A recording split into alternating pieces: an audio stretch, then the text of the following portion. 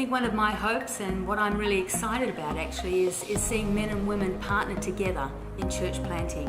It's always been something that has bothered me that we've been unable to do that, but it's happening. I'm seeing it all over the place, men and women partnering in the mission of God, and for me it gives the full face of God.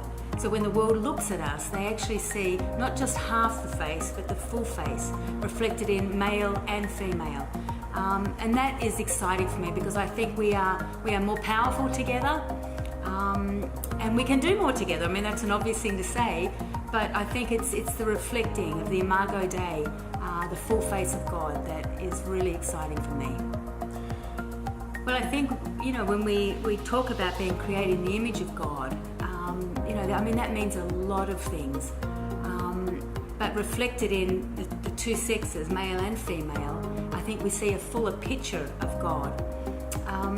And I think that's the picture that we need to show to the world and to one another, because we can't just have half.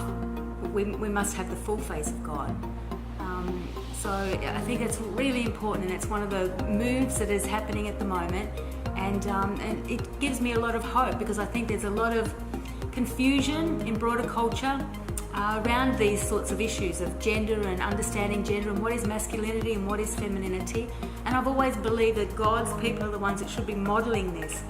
We should be leading the cultural conversations and modeling what it is to be male and female, and partnership and honouring and respecting one another. So I'm thrilled and very excited about that.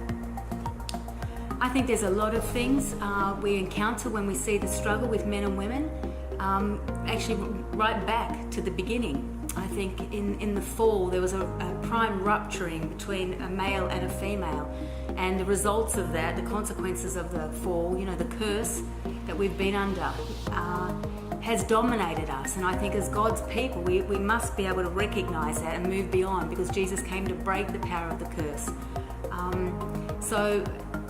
And I think we've got ourselves, culture's got ourselves in a lot of scriptings that we kind of live out of that are not helpful, that are actually limiting our freedom as men and women and being all that we can be.